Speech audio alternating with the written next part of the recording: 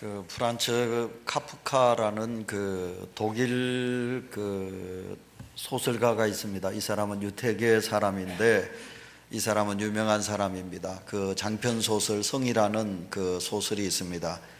어떤 그 성 앞에 문지기가 서 있고 평생 동안 그 성에 그 들어가기를 원하는 주인공이 있습니다. 참 희한한 주인공인데요. 이 주인공이 평생 동안 그 문지기가 찍혀 있는 그 성문 앞에 어슬렁거리다가 끝내 그 성 안에 들어가지 못하고 이제 죽게 되는 겁니다. 이제 죽음을 앞둔 주인공이 용기를 내어서 그 성문을 굳게 지키고 있는 그 문지기에게 다가갑니다. 다가갔더니 그 문지기가 아주 반갑게 맞이하거든요. 그때 이제 이 주인공이 그 문지기에게 이렇게 말을 하는 겁니다. 당신은 어찌하여 그 문을 그렇게 굳게 지키고 있습니까? 이렇게 물었습니다. 그랬더니 문지기가 아주 반갑게 이렇게 대답합니다. 나는 당신을 위하여 지금 여기에 있는 겁니다. 나는 이 문을 잠그기 위해서 있는 것이 아니라 당신이 오면 내가 당신의 문을 열어드리기 위해서 있는데 제가 평생을 기다렸더니 당신은 한 번도 내게 와서 문을 열어달라고 말하지도 아니하였고 문도 노크하지 아니하였습니다. 이 말을 듣습니다. 우리는 이 이야기 속에서, 대화 속에서 무엇을 생각할 수 있느냐 하면, 성도 여러분 잘 들으셔야 합니다. 우리는 남은 아닙니다. 남은 내게 마음의 문을 열고 다가오기를 원하고 나를 도와주기를 원하고 내게 기쁨을 주기를 원하는데 내 마음의 문을 내가 닫고 있는 것입니다. 내가 장벽을 만들고 내가 아니면 다른 어떤 것을 만들어 가지고 우리는 서로 간의 교통이 이루어지지 못하고 내가 남들과 단절하고 그리고 또한 그 방해로 인해 가지고 우리는 오늘도 내가 더 허무하게 또 더 힘들게 이 세상을 살아갈 수 있는 존재라 그런 것이거든요. 오늘 성경 본문 속에 보시면 정말 우리가 이해하기 힘든 가장 성경 속에서 어려운 말씀이 오늘 이 본문 속에 기록이 되어 있습니다. 하나님은 아브라함을 부르시죠. 아브라함아 내가 네를 택하였노라. 하나님께서 아브라함을 부르시고 내게 지시할 땅으로 내가 가라. 그리하면 내가 하늘의 별같이 바다의 모래알과 같이 내가 너 자녀를 풍성케 번성케 하겠다. 하나님께서 그렇게 약속해 주셨습니다.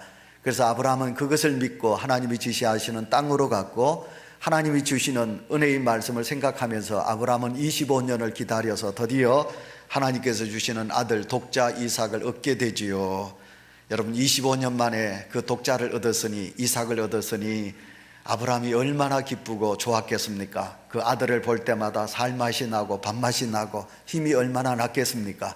그랬는데 하나님이 아브라함을 부르십니다. 아브라함아 내가 네 믿음을 시험하기를 원한다. 네 아들 독자 이삭을 내게 바쳐라. 번제로 바쳐라. 하나님께서 아브라함에게 그렇게 말씀하시거든요. 생각해 보면 이게 무슨 이야기입니까?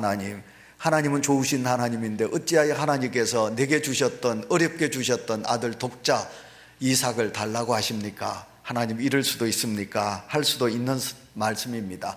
우리가 생각해 보면 도저히 인간의 이치로서는 여러분 알 수 없는 것입니다. 어떻게 하나님께서 아들 이삭을 번제로 바치라고 합니까?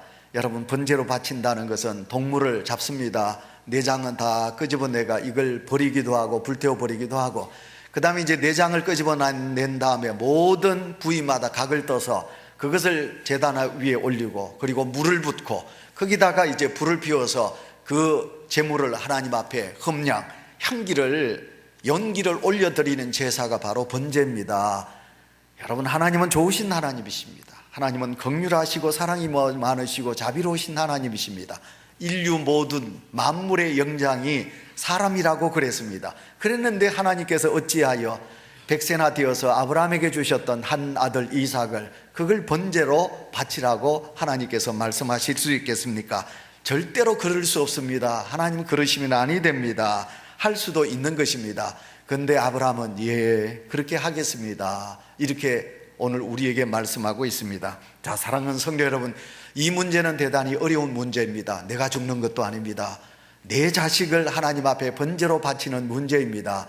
이보다 이 세상에서 더 어려운 문제가 어디 있겠습니까? 우리는 이 오늘 본문의 말씀에 있는 말씀을 가지고 아브라함이 그랬구나 이렇게 우리가 제3자로 던져서는 아니 됩니다. 하나님께서 아브라함을 부르셔서 아브라함에게 복 주시기 위해서 아브라함에게 그렇게 시험을 하셨구나, 우리는 이렇게 말할 수 있습니다. 그러나 여러분, 그렇게 생각하시면 오늘 말씀의 은혜가 되지 않습니다. 그런 믿음은 하나님을 기쁘시게 할 수 없는 믿음입니다. 하나님은 오늘도 아브라함에게 말씀하여 주셨듯이 하나님은 오늘 내게 말씀하시는 것입니다. 이지양 목사야, 사랑하는 장로야, 사랑하는 권사야, 믿음의 집사야, 내가 너를 불렀노라. 내가 너를 시험한다. 네게 아들 이삭이 있느냐, 네 아들이 있느냐, 네 딸이 있느냐, 네 손자가 있느냐, 손녀가 있느냐, 그 자식을 내게 번제로 바쳐라. 하나님께서 오늘도 내게 말씀하시는 것입니다.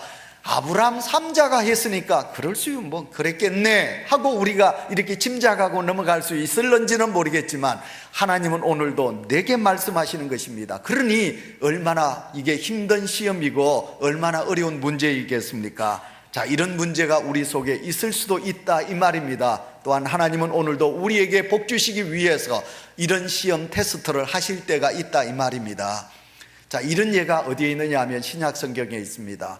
어떤 부자 청년이 있었습니다. 그는 나무랄 것 없이 너무너무 좋은 가문에서 많은 학문도 배우고 또 우리가 그렇게 사랑하는 물질적인 풍요함이 있는 청년이었습니다. 그런데 이 청년에게 딱 한 가지 부족한 것이 있습니다. 2% 부족한 것이 있습니다. 그게 뭐냐면 바로 영생에 대한, 이 땅에서 모든 것을 누릴 수 있는 은혜를 가지고 살아가는데, 그렇다, 내가 이 세상만이 아니지 영원한 하나님의 나라에서 내가 살아야 되는데 영생에 대한 소망을 이 청년이 가지고 있습니다. 그래서 영생의 확신을 얻기 위하여 예수님에게 찾아온 것입니다. 예수여, 주여, 랍비여, 어떻게 하면 영생을 얻겠습니까? 하고 이 부자 청년이 예수님에게 묻는 것입니다. 예수님이 딱 보셨어요. 예수님이 딱 보시니 그 청년은 부자였습니다. 많은 재물을 가지고 있었습니다. 예수님은 그 부자 청년에게 가장 포인트가 되는, 네가 많은 물질을 가지고 있구나, 부자구나, 모든 것을 팔아라. 모든 것을 팔아서 그것을 가난한 사람들에게 나누어주고 나를 따라오너라. 그러면 네가 영생을 얻을 것이다. 예수님께서 그렇게 말씀하여 주셨습니다. 여러분, 얼마나 좋은 것인데, 얼마나 귀한 것인데, 그러면 주여 반만 팔라고 하세요. 나보고 3분의 1만 그것을 나누라고 하세요. 그러면 제가 하겠습니다. 이렇게 할 수도 않겠어요? 그런데 우리 주님은 매정하게도 모든 것을 팔아라, 전부를 팔아라, 그것을 팔아라, 그리하면 네가 영생을 얻을 것이다. 이렇게 우리 주님께서 말씀합니다. 부자 청년이 생각합니다. 요즘 우리는 100세 시대입니다. 나는 아직도 나이가 30이 되지 않았습니다. 아니면 내가 30입니다. 여러분, 70년의 세월이 남았습니다. 내 여생을 생각하니까 이걸 어떻게 내가 다 팔 수 있겠습니까? 내게는 부모님이 계십니다. 내가 부모님을 공경해야 합니다. 부모님을 공경하는데 내가 물질이 있어야 되는데 어떻게 해서 내가 이 모든 것을 다 팔아라고 주여 말씀하십니까? 라고 생각할 수 있습니다. 내겐 처자가 있습니다. 자식이 있습니다. 내 자녀를 잘 키워야 되는데 어찌하여 내 자녀를 어떻게 하시고 내 이 모든 것을 다 팔아라고 말할 수 있겠습니까? 주여, 그럴 수 없습니다. 부자 청년은 주의 말씀에 순종하지 못하고 근심하며 돌아갔더라. 성경은 그렇게 말씀하고 있습니다. 자, 사랑하는 성도 여러분, 성경에서는 구체적으로 이 청년이 어떻게 나중에는 예수님을 잘 따랐다, 예수님에게 복을 받았다, 이런 말씀이 성경에는 없습니다. 그러나 외경을 보시면 이 부자 청년은 근심하며 돌아갔지만 돌아간 다음에 그가 생각해 보니 주의 말씀이 옳도다 하고 그의 재산을 팔아서, 그리고 주님을 따라서 그는 주님께 귀하게 서임받는 제자가 되었다라는 그런 외경의 이야기도 있습니다. 어쨌든 오늘도 우리가 이 세상을 살아가면서 이 부자 청년과 같이 오늘도 우리는 주님 앞에 큰 시험을 받을 때도 있는 것입니다. 오늘 본문의 말씀을 보시면 하나님께서는 아브라함에게 이삭을 바치라는 이런 일에 있어서 우리가 가장 먼저 생각해 보아야 될 것은 무엇이냐, 하나님은 왜 아브라함에게 이렇게 비정상적인 시험을 하고 계실까? 왜 이런 일을 시키셨을까? 우리는 이것을 생각해 보셔야 되겠습니다. 여러분, 새해 벽두인데 목사님 무거운 설교는 마시고 우리에게 은혜되는 말씀을 주시면 좋은데 왜 아브라함에게 가장 큰 시험에 대한 설교를 하십니까? 라고 생각할 성도도 이 자리에 계실 것입니다.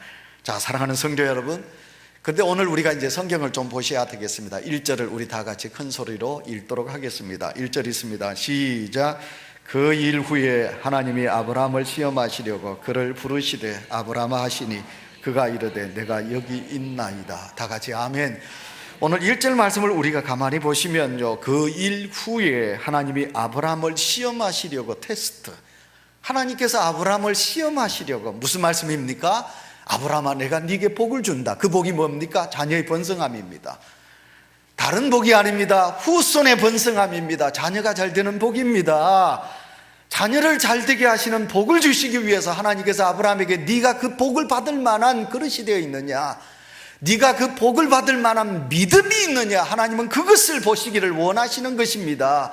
오늘도 이 자리에 계신 사랑하는 온유교회 성도 여러분, 이 거룩한 예배에 참여하신 성도 여러분, 하나님은 오늘도 우리를 사랑하셔서 이 시대 속에 우리를 택하신 줄 믿습니다. 하나님께서 우리를 택하여 주셨습니다. 불러주셨습니다. 왜 불러주셨습니까? 하나님의 백성, 하나님의 자녀 되기 위하여 하나님이 우리를 불러주셨습니다. 우리에게 복을 주시려고 하나님께서 우리를 불러주신 것입니다. 자, 그렇다면 성도 여러분, 우리가 하나님께 부름받은 하나님의 사람으로서 이 한 해도 복을 받아야 되겠습니다. 아브라함은 믿음의 복을 받았습니다. 아브라함은 이 세상에 누구보다도 후손의 복을 받았습니다. 아브라함의 하나님, 이삭의 하나님, 야곱의 하나님, 요셉의 하나님이라고 족장들마다 기도할 때마다 아브라함을 이름을 빼놓지 않고 그들은 기도했습니다. 아브라함이 받은 하나님, 복을 받은 하나님, 우리에게도 복을 달라고 이스라엘 백성들은 기도할 때마다 아브라함의 하나님, 나의 하나님이라고 그들은 그렇게 고백할 성조로 아브라함은 복의 조상입니다.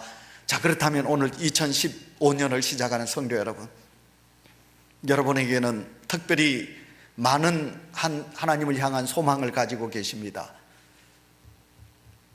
제가 이번 주간에 우리 성도님 신년 감사헌금 봉투를 일일이 제가 다 어떤 기도 제목이 있는가, 대부분 성도님들이 제목에 그냥 신년 감사헌금 드린 분들이 많이 있고요, 또 어떤 분들은 믿음의 하나님의 영광을 드러내게 하시고, 좀 구체적인 기도 제목이 없더라고요.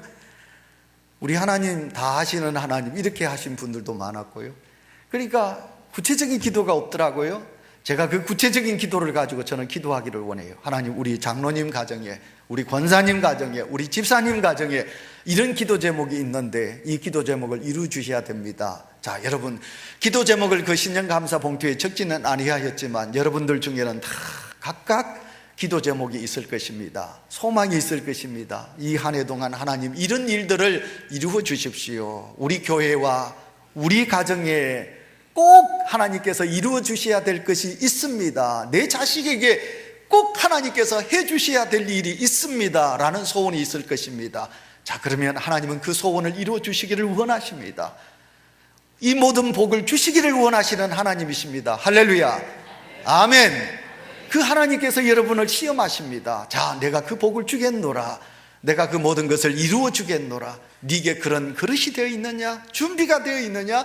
하나님은 오늘도 그것을 원하시는 하나님이시라. 그래서 하나님은 100세에 아브라함에게 주셨던 아들 그 이삭을 내게 바쳐라, 이 시험을 오늘도 하고 있는 것을 보게 됩니다.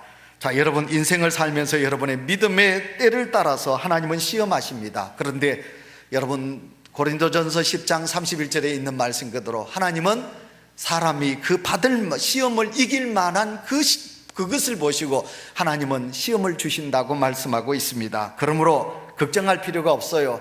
아브라함은 보십시오, 그 시험을 이길 만한 믿음이 아브라함에게는 있었어요.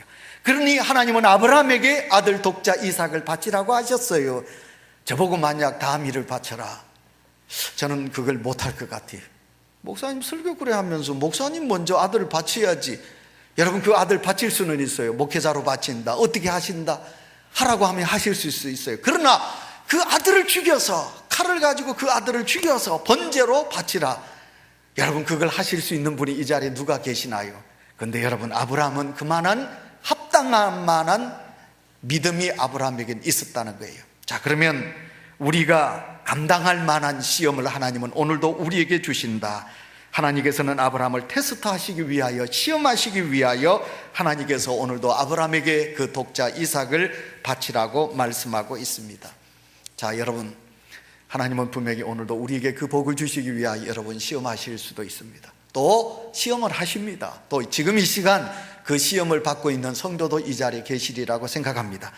오늘 우리 청년 여러분 하나님을 쓰시기 위하여 여러분을 시험하실 수도 있습니다. 여러분 꼭 그 시험이 우리에게 찾아온다는 것입니다. 자, 이 시험이 찾아올 때 우리는 어떻게 해야 될까? 제가 여러분에게 네 가지를 요구하고 싶습니다. 여러분 개인에게 또 아니면 가정에 우리 교회에 시험이 다가왔을 때 우리가 거쳐야 될 네 가지의 단계가 있습니다. 첫째가 뭐냐면, 첫째, 내게 어떤 시험이든지 시험이 찾아왔을 때 여러분 깊이 생각하셔야 합니다. 내 지식을 다 동원해서, 믿음의 지식입니다. 믿음의 지식을 동원하고 경험을 동원하고 내 이성과 지성을 다 종합해서 하나님이 내게 왜 그렇게 하시기를 원하는가 내가 생각하는 것입니다. 생각을 깊이 합니다. 내 믿음으로, 또 아니면 내 지식으로, 내 경험으로, 내 이성으로 다 종합해서 했는데 생각했는데 이게 아니라는 겁니다. 하나님 어찌하여 내게 이렇게 이제 결론이 나게 되면 두 번째 단계로 넘어가지 못할 때가 너무 많이 있습니다. 많은 성도님들 중에 이 단계에서 머무는 성도들이 많이 있습니다. 근데 이 단계를 넘어서게 되면 어떡합니까? 두 번째 단계입니다. 두 번째 단계는 성경을 보는 것입니다. 자, 여러분 우리가 이제 시험이 무슨 시험입니까? 아들 독자 이삭을 바쳐라. 하나님이 그렇게 명하셨습니다.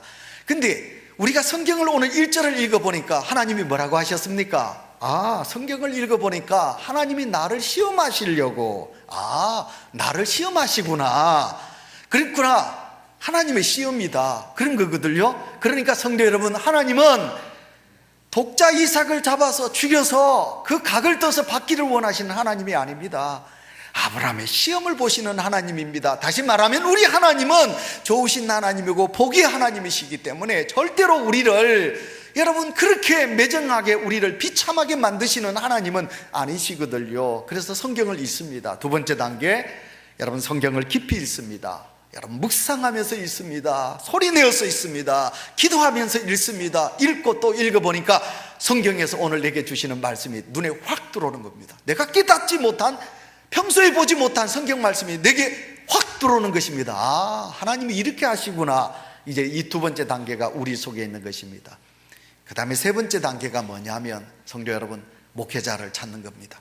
성경이 이렇게 말씀하셨으니까 내가 순종하려고 그러는데 아직도 내 마음은 허락지 않는다. 목사님, 제가 이런 시험 중에 있습니다. 목사님 어떻게 하면 되겠습니까? 목사님 도와주십시오. 목사님께서 한번 말씀해 보세요. 목사님의 말씀에 제가 귀를 기울이겠습니다. 목사님 같으시면 이때는 어떻게 하시려고 그러십니까? 하고 목회자를 찾는 것입니다. 자, 여러분, 우리는 이 두 번째 단계 속에서 멈출 때가 많습니다. 여러분 목회자를 찾을 때가 있습니까? 목회자를 그렇게 신뢰하십니까? 여러분 잘났든 못났든 여러분, 하나님께서는 목회자들을 여러분에게 세우셨습니다. 그래서 그 목회자에게 묻습니다. 근데 우리는 못 그럽니다. 왜? 부끄럽고, 또 목사님을 신뢰할 수 없습니다. 또 목사님이 또 소문을 내면 어떡하나, 자존심 상하기도 하고, 이것 소문나면 안 되는 일이기 때문에 어떡하나, 그럴 수도 있습니다. 그래서 우리는 목회자를 찾지 못할 때도 있습니다. 그러나 그렇지 않습니다. 하나님은 여러분에게, 제가 수요일날도 그랬습니다마는, 각 가정의 신방 가서 주의 종이 축복하는 그보다 더 복은 없다고 그랬습니다. 여러분, 하나님은 주의 종을 여러분을 위하여 신앙의 길로 인도하고 복을 주기 위하여 세우신 분이기 때문에 여러분 세 번째 단계는 목회자와 의논을 하는 겁니다. 깊이.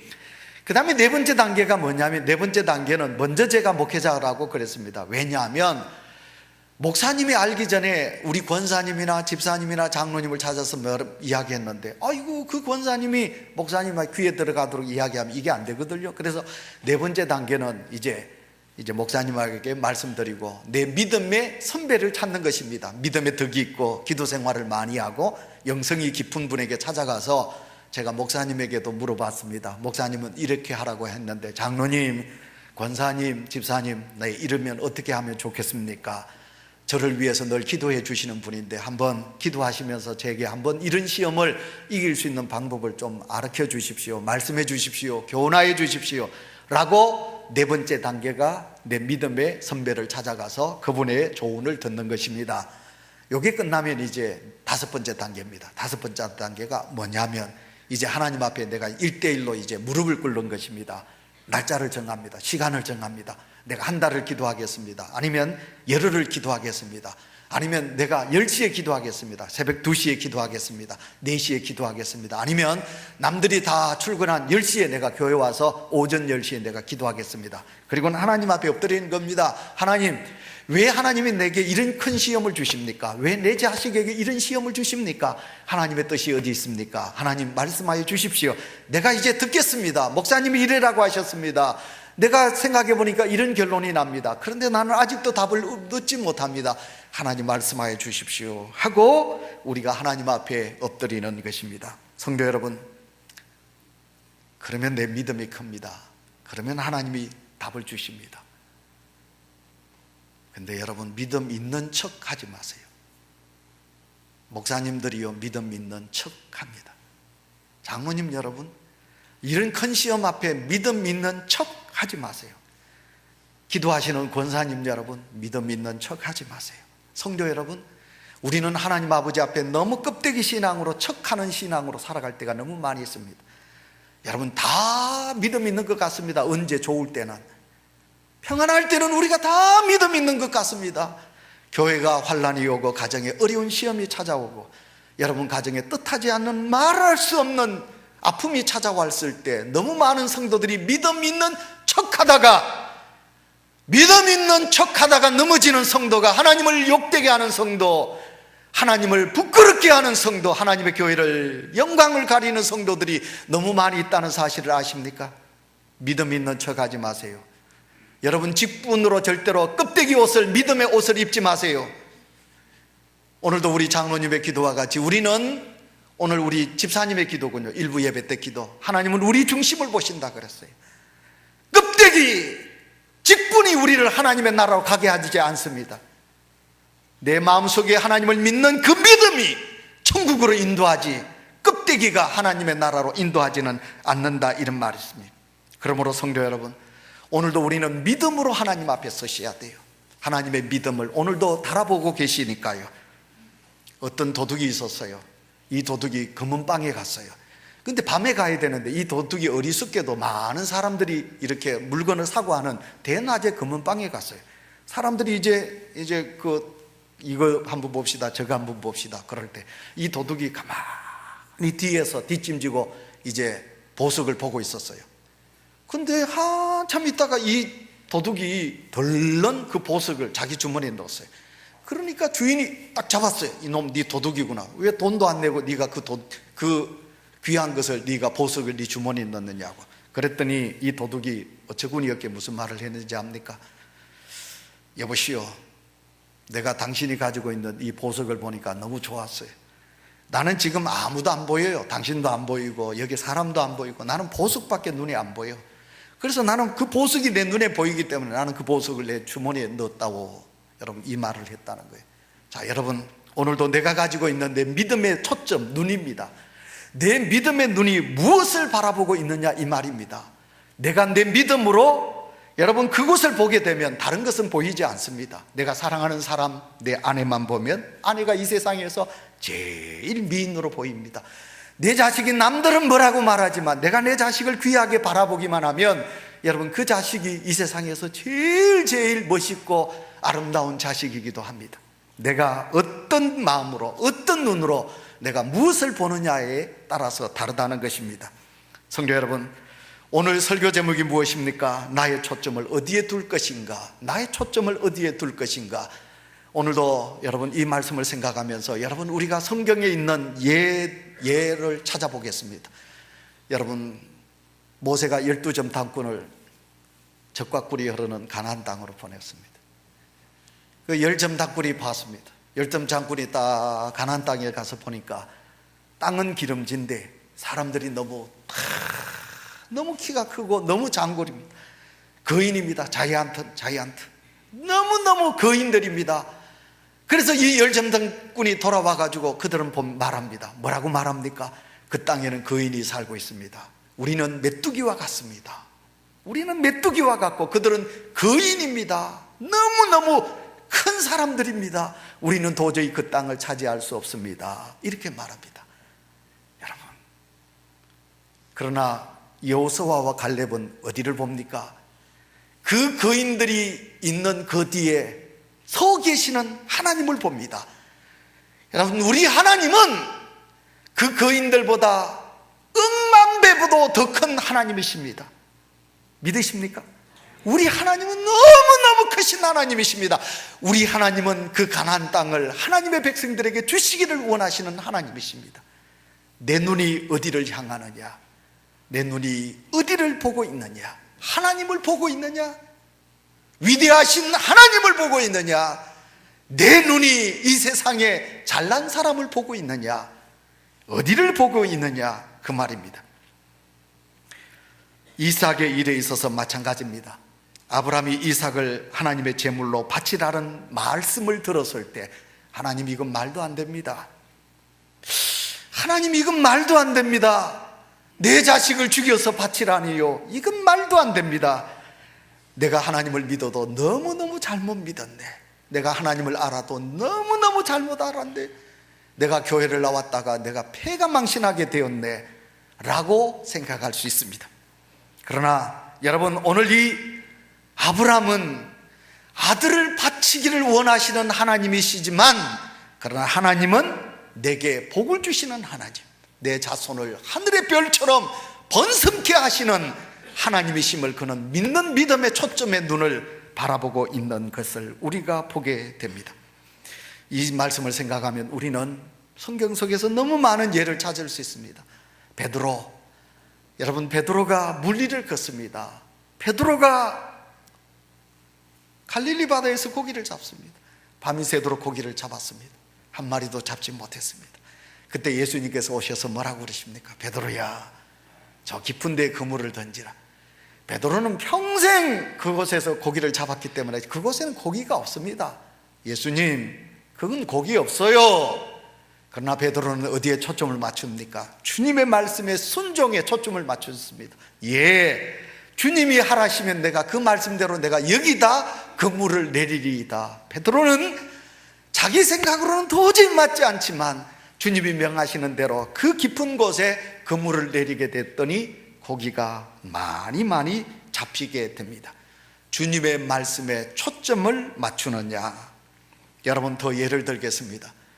아람 나라의 나만 장군, 나병이었습니다. 문둥병자였습니다. 죽게 됩니다. 나만 장군이 이제 엘리사에게 도움을 요청하러 유대 땅에 옵니다. 그래서 나만에게 기도를 받기를 원합니다. 안 그렇습니까? 저는 그 송구영신 예배 때마다 기도를 하려면 간절히 해야지, 부흥회 때 그런 형식적인 건 나는 원하지 않는 것 같아요. 저는 어쨌든 우리 성도님들은 기도할 때도 간절히, 구역예배 가든 아니 신방열 가더라도 간절히 예배 드리기를 원해요. 그래야 성도님들이 은혜를 받고, 뭐 목사님 기도, 어이구 기도처럼 하시네, 정성껏 기도를 하시네, 안 그렇겠습니까? 나만이 그렇게 생각하고 나 엘리사의 집에 왔더니 뭐랍니까? 엘리사는 나오지도 아니하고 게하시 시켜가지고 요단강 가서 7번 목욕하라고. 나만이 화가 났습니다. 이럴 수 있느냐고. 내가 누군데 나만이 그렇게 생각하잖아요. 그래서 돌아갑니다. 그때 여러분, 나만의 신하 중에 한 사람이 그러잖아요. 장군이시여, 그보다 더 어려운 것도 시켜도 이해할 수 있는데 어찌하여 요단강에 가서 7번 목욕하시지요. 예, 그 말을 듣는 나만은 참 어른입니다. 그렇구나, 그보다 더 어려운 것도 해야 되지. 그리고 나만은 그곳에 가서 어떻게 합니까? 7번 목욕하였더니 깨끗하게 낫는 역사가 일어나지요. 이제 우리가 이 말씀들을 종합해서 생각해 보면 내 초점을, 믿음의 초점을 어디에 맞출 것인가, 내 믿음의 초점을 어디에 맞출 것인가, 우리는 한번 깊이 생각해 볼 수 있겠습니다. 오늘도 하나님은 오늘도 우리에게 복 주시는 하나님, 이 한 해 동안도 우리가 복을 받아야 되는데 여러분, 그냥 주시는 하나님이시면 얼마나 좋겠습니까? 근데 하나님은요, 하나님의 복이 너무 귀하기 때문에, 이 땅의 것은요 있다가도 없어지는 것인데 하나님이 주시는 은혜의 복은 너무 귀한 것이기 때문에, 너무 보배로운 것이기 때문에 하나님은 오늘도 우리에게 그 복을 주시기 위하여 우리를 테스트하십니다. 시간이 많이 갔는데 어제 저녁 7시 10분 KBS 1 그 공감이라는 다큐멘터리를 여러분 보셨습니까? 거기 보시면 우리나라 역사 처음으로 해군사관학교 거기에 대해서 나왔습니다. 여러분 그 해군사관학교 원래 이제 입학생도들 71기 학번 학생들이 이제 그곳에 이제 들어가서 5주 동안 사관생도들이 이제 훈련을 받는 것입니다. 그것을 그 테스트를 넘어야만이 드디어 정식으로 해군사관학교 생도가 되는 것입니다. 야, 그게 들어가기가 힘이 들더라고요. 저희들 때보다 훨씬 더 경쟁률이 세더라고요. 남자는 25대 1, 여자는 65대 1. 그래서 그 여자들을 이제 초점을 맞추는 것입니다. 그 제목이 뭐냐면 소녀는 어떻게 어른이 되는가라는 제목입니다. 그 5주 동안 이제 그 남학생들과 여학생들이 함께 훈련을 받는 것입니다. 그래서 여학생들 머리를 다 잘라요. 남학생들하고 똑같이 짧게 잘라요. 그리고 남녀 구분을 하지 못하게 만들어요. 그리고 남자와 여자가 똑같이 훈련을 똑같이 받습니다. 그 훈련이 너무너무 힘이 드는 거예요. 공부만 하던 학생들이 이 훈련을 유격훈련이라든지 각개전투라든지 비 오는데 밤새 비 맞으면서 빨가벗고 그 비를 다 맞는 거라든지 추운 겨울날 이 훈련이 그 높은 산에 그 여학생들이 구보로 달려가서 그까지 올라가야 되는 거라든지 이 모든 것이 다 힘이 드는 거예요. 그러니까 그 여학생들이 막 계속 울지요. 계속 우는 겁니다. 악으로 버티지요. 그래서 이제 묻습니다. 이 훈련을 다 마칠 수 있겠느냐? 그랬더니 집으로 가고 싶다고. 내일이라 지금이라도 그만두고 막 집으로 돌아가고 싶다고. 그러나 돌아가지 않겠습니다. 끝까지 하겠습니다. 끝까지 하겠습니다. 그래서 끝내 드디어 이 여학생들이 이제 정식 입학을 하게 됩니다. 사관생도가 되지요. 생도가 되는 날 부모님이 옵니다. 저도 그거 보다가 눈물이 나더라고요. 그 여학생이 이제 엄마 아빠가 아버지도 다 울어요. 그 딸들이 내 아들들이 드디어 훈련을 마쳐가지고 이제 육군사관생도 모자를 쓴다고 우는데 이 여학생이 울지를 않아요. 눈물이 안 난대요. 그러니까 울던 엄마가 뭐라고 그러느냐 하면 너무 내 딸이 너무 변했다는 거예요. 5주 만에 그 독한 훈련에 너무 변했다는 거예요. 자, 사랑하는 성도 여러분, 사관생도가 되는데도요 그런 훈련을 있더라고요. 그런 시험이 있더라고요. 우리가 천국 백성 하나님의 백성으로 살아야 되는데 이 땅이 얼마나 힘들고 어려운데 하나님의 복을 우리가 받아야 되는데 우리가 그런 시험 없이 그냥 입만 벌리고 하나님 주십시오. 우리는 새벽도 한번 깨운 적도 없으면서 하나님 내 자식 잘 되게 해주십시오. 내 가정에 건강이 있게 해주십시오. 우리 교회가 부흥되게 해주십시오. 여러분 그거 너무 부끄럽지 않나요? 하나님 앞에 미안하지도 않나요? 작은 예물 드려놓고 하나님 내가 다 한 것으로 생각하면서 하나님 모든 것이 이루어지게 해달라고. 이건 너무 비열하지 않나요? 오늘 우리의 믿음이 너무너무 인간적이지 않나요? 여러분 하나님 앞에 가슴에 손 얹고 생각해 보세요. 하나님이 오늘도 우리를 택하셔서 얼마나 사랑하시고 복을 주셨는데 또 주시기를 원하시는데 우리가 그 하나님 아버지 앞에 믿음의 얼마나 큰 하나님이 기뻐하시는 믿음의 헌신이 우리의 노력이 땀과 눈물이 하나님께서 아브라함에게 너 아들 독자 이삭을 바치라고 했을 때 아브라함은 얼마나 고민했으며 얼마나 눈물을 흘렸으며 얼마나 괴로워했으며 얼마나 힘들게 밤을 지새웠을까요? 통곡하고 보이지 않는 곳에 가서서 땅을 찌면서 하늘을 향하여 절규하면서 하나님 어찌하여 내게 이런 환난과 시험을 주십니까? 어찌하여 하나님이 내게 이런 아픔을 주십니까? 내가 죽겠습니다. 나를 데려가 주십시오. 내가 이삭 대신 내가 죽겠습니다. 어찌하여 하나님께서 나를 데려가시지는 아니하시고 내 아들 이삭을 데려가려고 하십니까? 하실 수 있잖아요. 자, 사랑하는 성도 여러분, 우리는 하나님의 복 받기 위해서 어떤 시험과 어떤 고난과 어떤 아픔을 겪으셨습니까? 주를 위하여 어떤 희생을 하셨습니까? 어떤 일을 하셨습니까?